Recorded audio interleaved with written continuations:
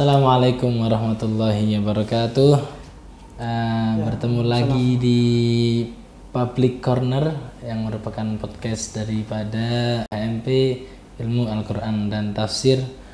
Kali ini kita bersama dengan beliau Ustadz Sabik. Langsung aja ya, Kang manggilnya Mas atau Kang ini ya? Enaknya. Terserah ya. Mas aja kali ya.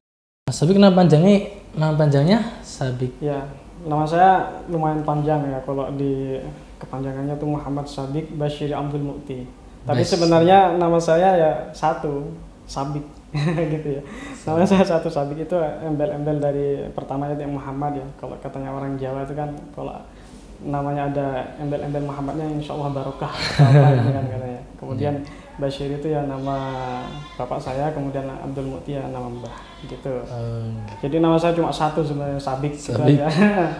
Kalau di di ijazah itu saya namanya malah ini disingkat Moh ya titik Sabik B titik A. Wow, agak keren. Soalnya kenapa? B titik A itu kan gelar ini kan di luar negeri ya, Bachelor of Arts ya.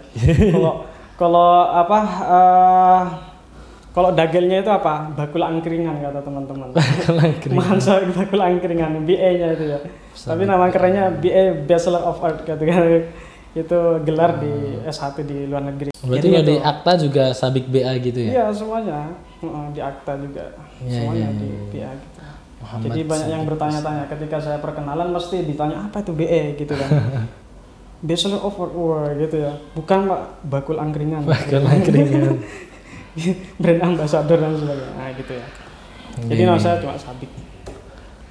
Mas Sabik sendiri rumahnya dari mana asalnya ini? Saya asalnya dari Probolinggo, Jawa Timur. Ya, Probolinggo. Orang banyak yang salah. Ada yang bilangnya Purbalingga. Purbalingga itu Jawa Tengah ya, Jawa Tengah Purbalingga. Tapi saya Probolinggo. Probolinggo tuh di mana? Jawa Timur, bagian ujung timur ya. Dekat Madura? Beda ya. Kalau Madura kan beda pulau ya. Kalau Probolinggo itu setelah Pasuruan, tetangga Pasuruan.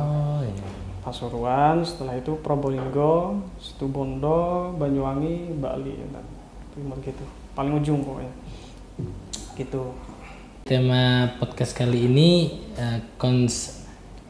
konsistensi spiritualitas dan intelektualitas sebagai salah satu kunci kesuksesan mahasantri.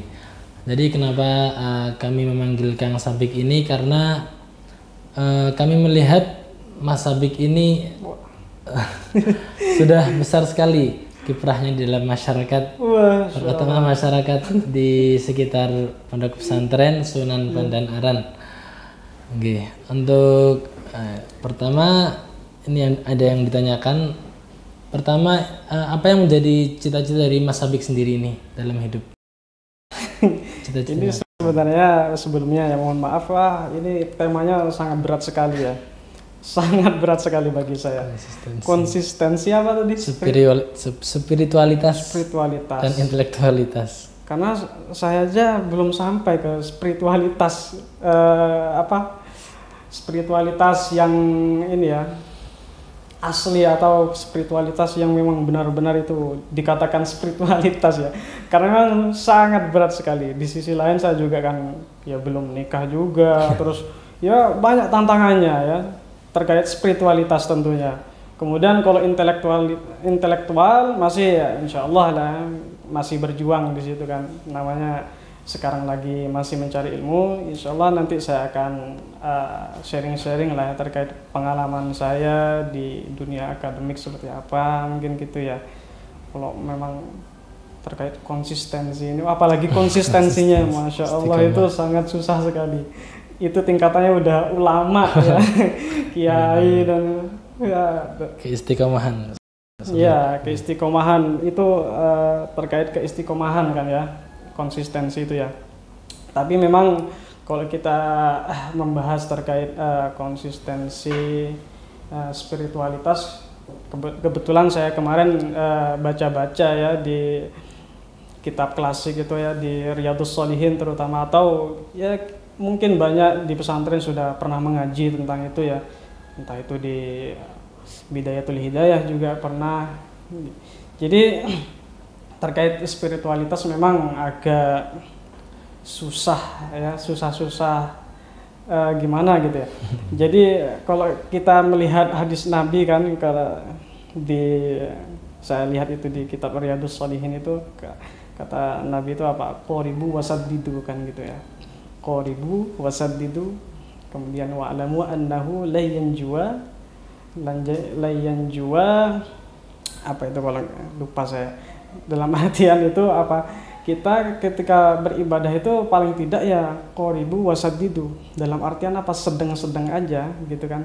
Sedang-sedang aja, tidak muluk-muluk, kemudian kita yang penting apa? Ya kita istiqomah kan gitu. Sama halnya ketika kita dalam beribadah itu kan satu hari hatam Al-Quran umpama 30 kali hataman umpama, atau kita wirid-wirid atau apa sampai kita lupa makan umpama kan gitu kan istilahnya.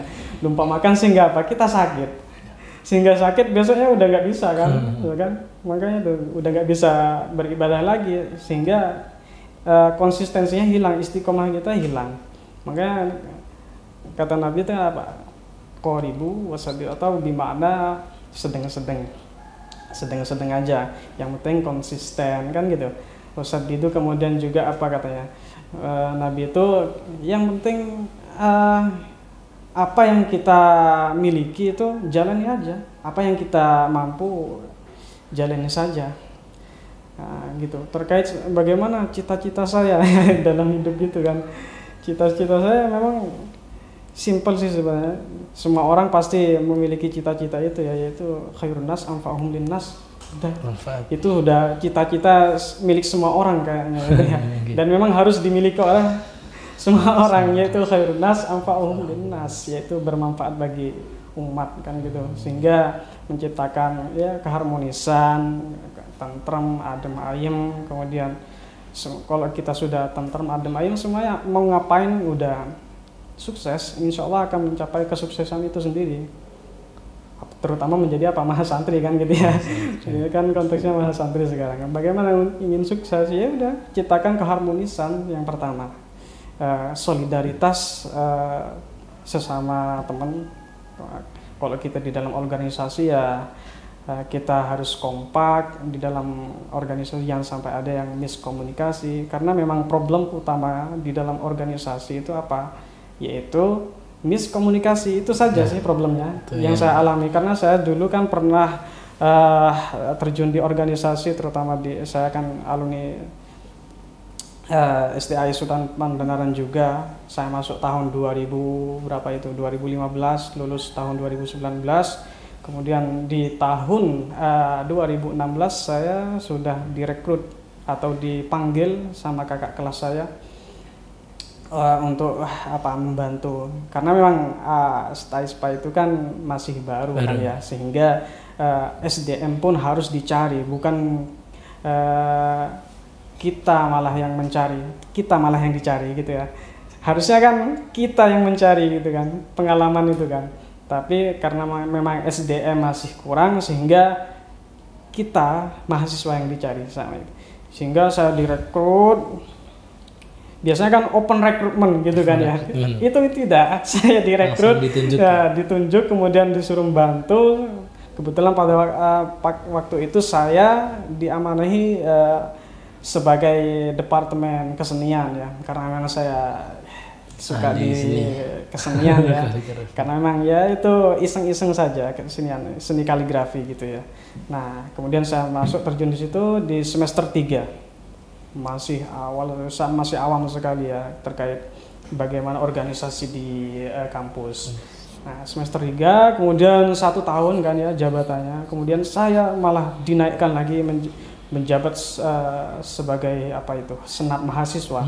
Karena memang angkatan saya yang pertama kali peralihan dari BEM menuju Demasema itu angkatan saya. Sehingga saya pun ya mau tidak mau jadi ketuanya ya, ketua senat mahasiswa. Kemudian itu sangat susah sekali. Susahnya apa? Karena kita sebagai perintis itu harus mencari jejaring ya, terutama di wilayah eh, kampus di Jogja, kemudian kita harus cari data-data seperti apa, ADRT-nya, SMA DEMA itu seperti apa. Kita sangat ekstra sekali dalam mencari itu. Nah, sebegitu ya. Bagaimana untuk upaya ini dalam bisa menjadi orang yang khairun nas anfa'uhum linnas, dan apa ciri-cirinya itu orang itu udah menjadi khairun nas anfa'uhum linnas? Ya, selagi dia memberi kemanfaatan bagi sesama manusia. Dalam artian apa? Ketika dia sudah saling membantu, dia berkontribusi nyata, itu sudah khairun anfa'uhum linnas, ya. Contoh kita terjun di HMP, kan gitu. Nah, itu bagaimana kita bermanfaat bagi teman-teman mahasiswa STAISPA, khususnya di prodi ilmu Al-Quran dan tafsir. Mereka itu menikmati dan menerima kemanfaatan tersebut. Seperti apa? Ya, seperti acara-acara, kemudian diskusi, kita memberi fasilitas, terus ya itu kerja kita, ya kerja nyata kita lah paling tidak, yang kita harus tampakkan kepada teman-teman semuanya. Terus apalagi yang bersifat kekeluargaannya, kayak diskusi, sebenarnya itu yang harus paling nampak. Yang penting kita sudah menjalankan itu, apakah itu nanti terdapat komentar-komentar atau kritikannya, itu biasa halnya. Kita harus menerima itu terkait kritikan dan sebagainya. Seperti gitu. Iya. Luar biasa. Jadi ini merupakan cita-cita yang harus dimiliki oleh semua orang. Khairun nas anfa'uhum linnas, enggak. Jadi kayak menjadi apapun orang itu, jadi harus manfaat untuk orang lain, guys, seperti itu. Betul. Ya. Kemudian Mas Sabik, di dalam hidup ini apa tuh yang menjadi prinsip dalam hidup ini sehingga menjadi Mas Sabik yang seperti sekarang ini? Iya, itu memang ya, mungkin ini sekali lagi mohon maaf sekali karena ya saya bukan yang sukses, yang kelihatan sukses dan sebagainya. Semua orang itu mempunyai kesuksesan masing-masing, ya. Meskipun dia nggak nampak di publik, insya Allah itu sukses, ya. Semuanya, setiap manusia itu, setiap orang itu memiliki kesuksesan masing-masing. Jadi nggak ada perlu yang disombongkan sebenarnya, ya kan? Ngapain sombong-sombong, ya kan? Semua kepintaran seseorang, kecerdasan seseorang itu sangat dinamis sekali. Ya bisa saja dia sekarang itu bodoh dalam artian, ya. Dia nggak kudet sekali, gaptek bahkan gitu. Jangan salah, ya, ketika besok nanti dia bakal menjadi orang yang terkenal, pintar dan sukses. Kita nggak ada yang tahu. Jangan-jangan kita sekarang dianggap sukses, ya besok wallahu a'lam malah kita terjerumus, kemudian masuk di lubang buaya, dan kita nggak ada yang tahu gitu, ya. Makanya nggak usah pamer-pamer atau sombong itu. Kalau saya sendiri, prinsip saya sendiri memang apa yang saya bisa ya saya lakukan, ya. Apa yang menjadi tujuan saya ya saya lakukan, karena saya tuh memang prinsip seseorang itu kan berbeda-beda. Kalau saya, prinsip saya memang saya suka tantangan, ya. Dalam hidup saya suka tantangan. Dalam artian ya kita apabila kita ingin melakukan hal sesuatu yang itu terasa berat, ya itu sebuah tantangan yang menarik gitu, ya. Termasuk kita diberi tugas oleh dosen, kemudian kita diberikan mandat oleh orang yang kita anggap penting, kemudian kita diberi tugas banyak, coba terima aja. Karena prinsipnya itu, kalau memang kita sudah nggak mampu, itu pasti ada hal atau ada jalan di situ. Makanya sudah dijelaskan di dalam Al-Quran kan, la yukallifullahu nafsan illa usaha, kan gitu. Allah tidak akan memberikan beban bagi seseorang itu sesuai dengan kemampuannya, kan. Nah, di situ. Makanya saya pribadi memang kalau sampai itu memang terlalu banyak sekali prinsip-prinsip, ya. prinsip itu saya dapat itu karena ngaji kitab klasik sebenarnya. Kitab apa ya? Ya apapun kitab klasik, entah itu ya Riyadhus Shalihin, kemudian ya pokoknya yang bernuansa kitab klasik itu pasti ada prinsip-prinsip yang diutarakan atau yang diungkapkan oleh para ulama terdahulu di karya-karya beliau. Itu sangat menginspirasi sekali sehingga menjadikan saya menjadikan patokan kehidupan di dalam keseharian saya, sehingga itu sangat banyak sekali kalau masalah prinsip itu ya sebenarnya ya. Tadi kayak udah keistiqomahannya koribu wasaddidu itu udah bisa menjadi prinsip gitu ya. Udah bisa menjadi prinsip terkait itu. Nah, mungkin seperti gitu. Jadi kan ada tuh orang yang prinsipnya kalau orang lain bisa, kenapa harus saya? Kalau itu kan nggak baik banget. Kalau Kang Saiful tadi apa yang bisa dilakukan ya kita lakukan. Iya, karena memang gini Mas. Kalau kayak jenengan kan, kalian siapa Mas Zaki umpamakan ya. Mas Zaki itu kan sukses nggak kira-kira? Ya sukses. Udah hatam kan gitu kan. Ya. Udah hatam Al-Qur'annya. Ya sukses. Saya sukses. Ya sukses bagi saya sendiri karena saya sudah pernah entah itu menjadi penulis dan sebagainya atau pernah nulis di sini atau pernah aktif di organisasi. Itu sukses itu menurut pribadi masing-masing. Jadi gitu, nggak ada yang bisa diistimewakan sebenarnya dari kesuksesan seseorang itu. Yang penting sukses itu kita bahagia. Kalau kita udah bahagia itu sukses namanya. Kalau ada orang yang depresi, stres itu belum sukses ya, harus butuh senyuman ya, biar sukses. Berarti sukses tuh nggak perlu uangnya banyak, nggak perlu bisnisnya berkembang terus. Yang penting kita bahagia seperti itu. Bisa makan, sehat, waras, selamat. Gitu. Kalau nggak sukses udah depresi, bunuh diri akhirnya. Udah nggak sukses. Gitu. Ada yang diharapkan lagi. Ya, seperti gitu. Iya. Terus ini pertanyaan selanjutnya dari teman-teman, ini ada apa ini? Oh iya. Seorang Kang Sabik ini passionnya apa sih? Passion dalam diri Kang Sabik. Oh iya. Jadi fashion saya juga merasa kebingungan fashion saya itu apa. Karena saya tuh termasuk cinta terhadap apapun keilmuan itu ya.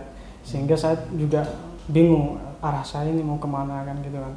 Sehingga kalau saya selama ini masih di dalam dunia akademik atau saya masih dalam masa-masa kuliah, sehingga saya mau tidak mau saya harus fashionnya itu di dalam kepenulisan gitu. Tergantung kebutuhan sebenarnya kebutuhan seseorang gitu ya. Kalau kita fashionnya di dalam menghafal, ya udah menghafal Al-Quran. Kita fashionnya di dalam kebetulan bisnis dan sebagainya, ya udah di dalamnya aja seperti gitu. Kalau saya masih dalam tahap ini ya, masih belajar kan ya di kampus, sehingga saya mau tidak mau ya harus suka menulis gitu kan, karena tujuan utama dari perkuliahan itu ya menulis kan ya, menulis, kemudian kita bagaimana mempelajari ilmu itu bisa diaplikasikan terhadap masyarakat gitu. Di sisi lain selain kita mempunyai tujuan atau passion tadi, kita harus juga diimbangi dengan hobi-hobi kalau bisa ya. Terserah kalian hobinya apa, teman-teman hobinya apa. Kalau hobinya nyanyi ya udah nyanyi aja. Mau hobinya traveling ya traveling gitu ya, biar nggak stres gitu deh. Ya otak itu biar nggak stres, karena kita itu butuh refreshing. Tidak semuanya sepaneng kayak gitu kan. Ya kalau memang ada ya orang yang sepaneng gitu kan, hidupnya dunianya itu udah mencari ilmu terus umpama kan gitu. Memang ada, itu 1001 ya, atau sangat jarang sekali.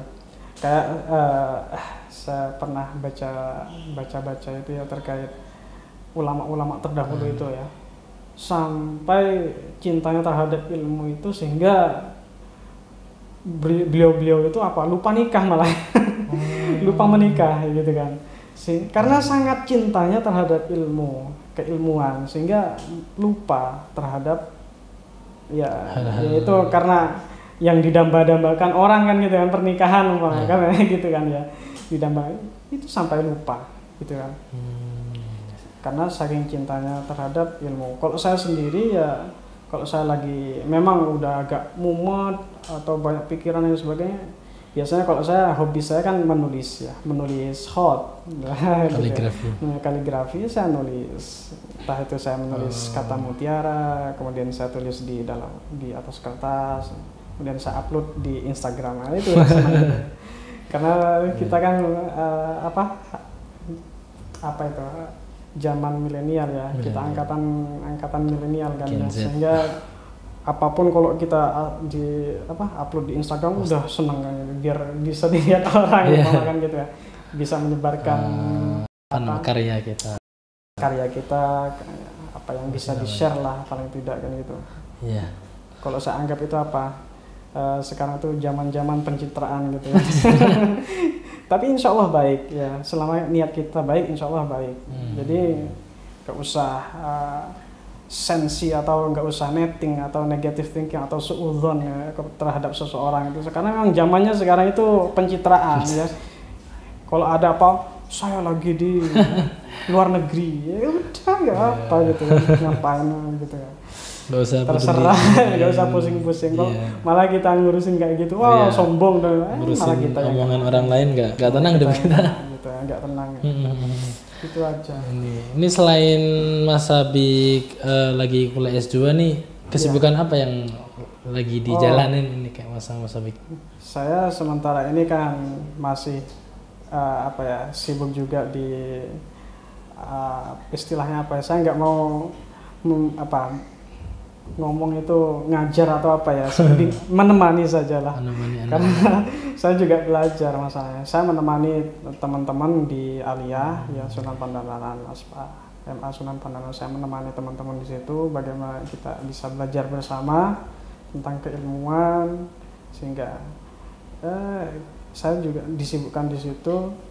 Jadi karena tujuan saya memang sebenarnya ingin mencari pengalaman, di sisi lain juga di sisi lain saya juga ingin mengembangkan keilmuan, karena tanpa kita mengamalkan keilmuan itu kita nggak akan bisa keluar atau bermanfaat ilmu kita.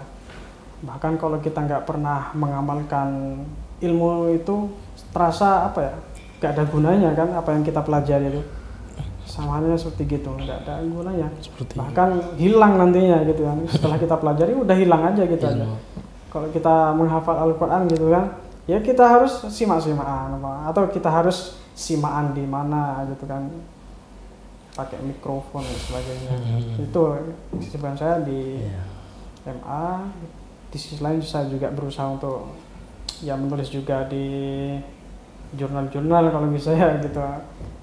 Karena itu tuntutan ya, bukan gara-gara tuntutan kuliah. Bukan gitu karena pekerjaan bukan ya? bukan. Saya bukan reporter atau masalah gitu. Berarti kuliah S2 sambil ngajar ya? Iya. Ngajar di MA. Bukan mengajar, menemani. Menemani anak-anak. Iya, menemani saja. Menemani anak di MA Sunan Pandanaran nggih. Selain itu Mas Habik juga ini kan sedang proses menghafal Al-Quran. Iya. Sudah mau selesai nggak? Jelas-jelas saya lebih jauh daripada jenengan. Ya. Tahun ini bisa ikut yang namanya, kalau saya prinsip saya di dalam menghafal Al-Quran itu, karena memang menghafal Al-Quran kan ya jelas-jelas, mohon maaf ya bagi yang sudah menghafal, karena memang tidak ada selesainya kan ya. Kalau nggak diderus ya udah hilang gitu. Jadi bagaimana kita qoribu wasabidu tadi itu, bagaimana stabil gitu kan, istiqomah. Bagaimana hafalan itu tetap terjaga kan gitu. Itu yang menjadi bayang-bayang hantu ya. Hantu yang terbayang-bayang oleh penghafal Al-Quran kan. Yaitu bagaimana kita mempertahankan hafalan tersebut. Yang jelas saya belum selesai gitu ya. Belum selesai hafalan saya. Karena memang mau tidak mau kan yang menghafal ya di sini ya. bukan masalah sok-sokan sombong tuh menghafal Al-Quran atau apa kan, memang tuntutan di sini ya. Jadi itu gimana bagi waktunya antara kuliah, antara menemani anak, terus ngafalin itu mungkin bisa diceritakan di sini. Ya itu memang problem yang menjadi problem kita semua, memang bagaimana memanage waktu. Ya, memanage waktu antara kita juga menghafal Al-Quran, kita juga mencari ilmu, ada tugas pondok juga kan terutama. Terus banyak kegiatan-kegiatan yang lain yang itu memang bersifat non formal. Jadi bagaimana? Ya memang agak susah kalau mencari tips, yang banyak sekali tipsnya. Ya, banyak sekali tipsnya, entah itu mencatat keseharian kita dari awal kita bangun sampai itu katanya kan gitu. Kalau saya ya dulu awal-awal memang seperti gitu. Saya mencatat ini jam segini. Biasanya kita itu tahu kegiatan kita kalau kita sudah menjalaninya 1 minggu atau 2 minggu. Baru kerasa, oh ternyata keseharian saya yang sering saya lakukan seperti gini kan gitu. Jadi ini harus menjadikan kegiatan paten saya di jam segini. Saya mempunyai jam ini di sini. Nah, saya sekarang ini, saat ini udah mulai sibuk sibuk beneran ini ya. Jadi saya ada kegiatan di kemudian saya juga sekarang UAS gitu kan, di kuliahan gitu. Itu kalau nggak bisa memanage waktu itu bisa depresi, itu gila itu ya. Kalau kita nggak bisa, harus pinter-pinter. bahkan gila itu ya. Kalau kita nggak kuat gitu ya, makanya kita harus refresh. Kalau memang itu dirasa capek, udah istirahat gitu kan. Menenangkan diri.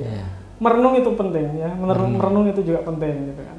Bertadabbur gitu kan, juga penting biar otak kita refresh.